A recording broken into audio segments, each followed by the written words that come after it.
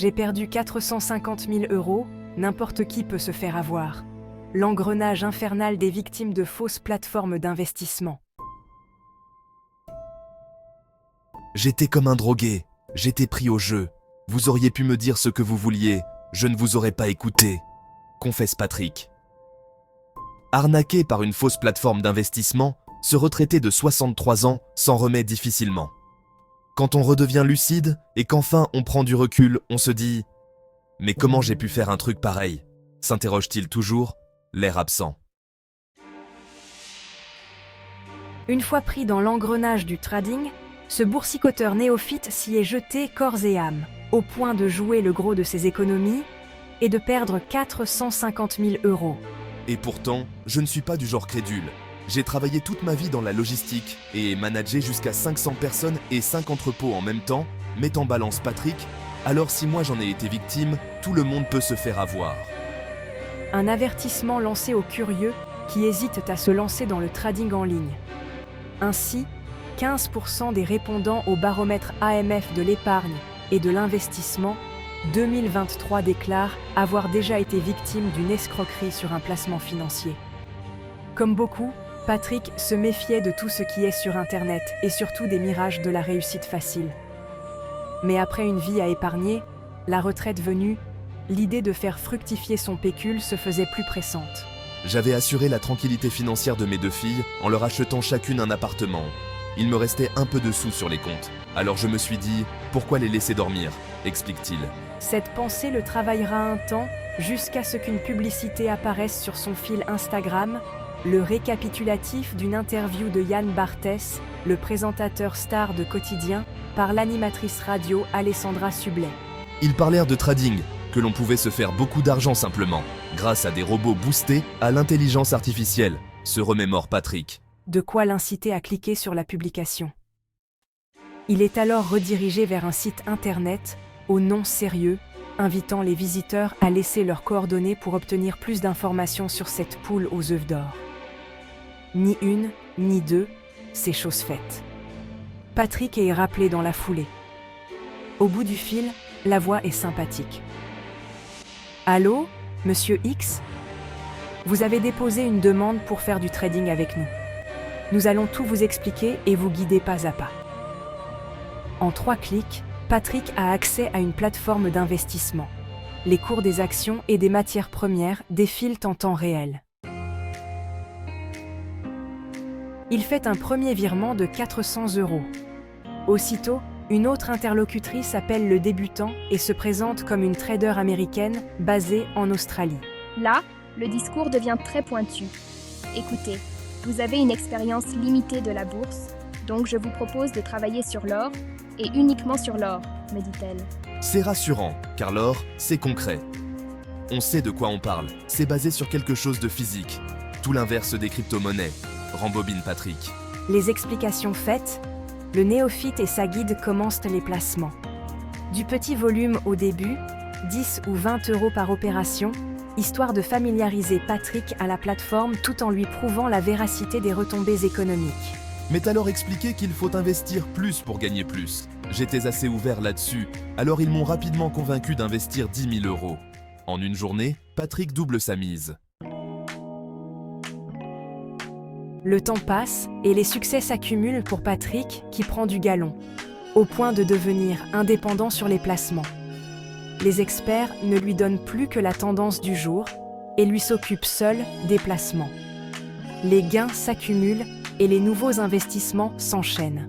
Le boursicoteur siphonne tous ses comptes, son plan épargne-retraite, son assurance vie. Investir des dizaines de milliers d'euros prend du temps et demande des confirmations bancaires importantes. Des obstacles que la plateforme fait sauter aisément à ses clients, une ligne de crédit et tout est réglé. Au créditeur de rembourser en transférant les sommes via l'intermédiaire d'une banque en ligne. La subtilité étant qu'il est impossible de retirer ses placements si vous avez un crédit en cours ou une position déficitaire. Au total, 500 000 € sont investis en quelques mois et mon portefeuille numérique dépasse 2 millions d'euros. Là-dessus, j'avais réussi à récupérer 50 000 €, ce qui me confortait dans mon idée que c'était des gens sérieux. Il se rappelle son état d'esprit. Je gagnais plus d'argent que je n'en avais jamais dépensé. Alors voir mes comptes bancaires asséchés ne m'inquiétait pas plus que ça. Je me démenais. C'était passionnant. J'ai passé beaucoup de temps dessus car je croyais gagner de l'argent, jusqu'au jour où il a fallu retirer le gros lot. Le plan de Patrick est tracé. Mon portefeuille affichait 2,2 millions d'euros. J'ai voulu récupérer ma mise de départ et continuer de jouer avec le reste. Alors que sa demande est en attente, il reçoit un coup de fil d'un nouvel interlocuteur, un prétendu directeur de salle de marché, qui lui fait part d'un énorme coup à faire sur le palladium.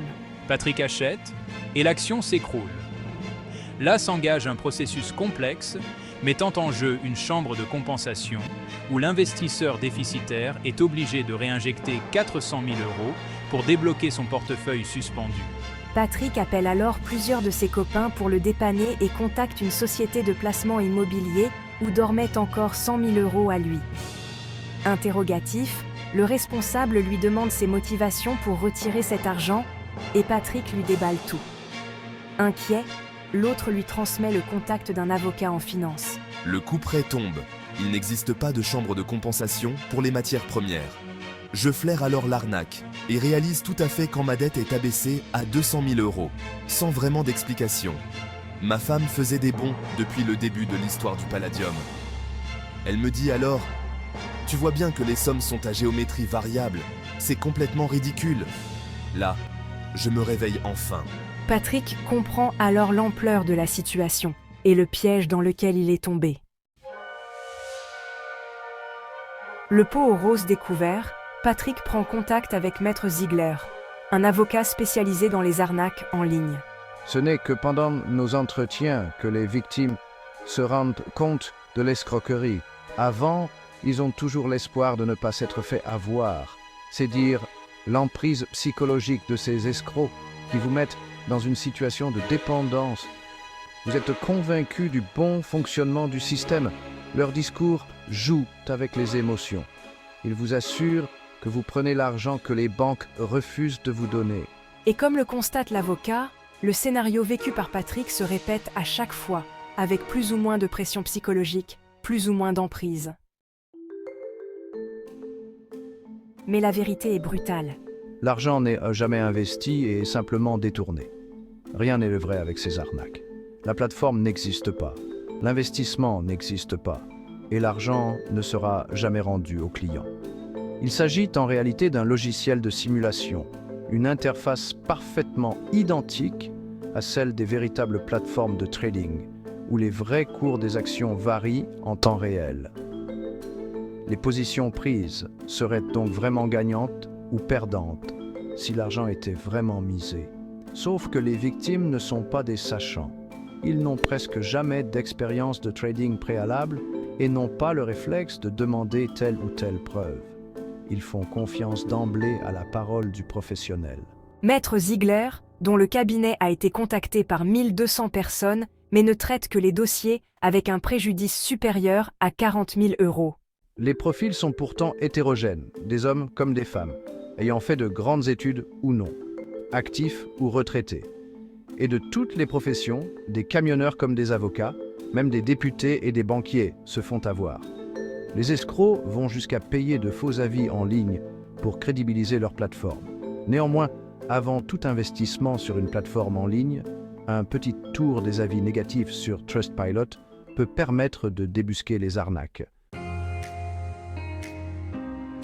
L'arnaque consommée, les recours juridiques sont difficiles.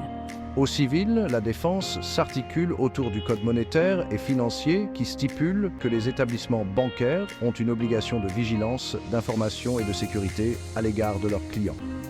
En clair, les banques sont censées contacter le client qui déroge à ses habitudes, lui poser des questions et demander les contrats d'investissement avant de lui faire signer une décharge de responsabilité.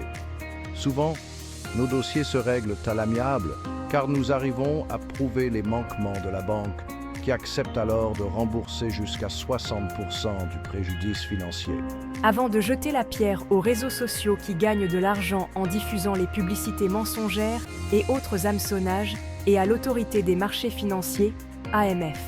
Nous envoyons entre 60 et 100 signalements de fausses plateformes d'investissement par mois.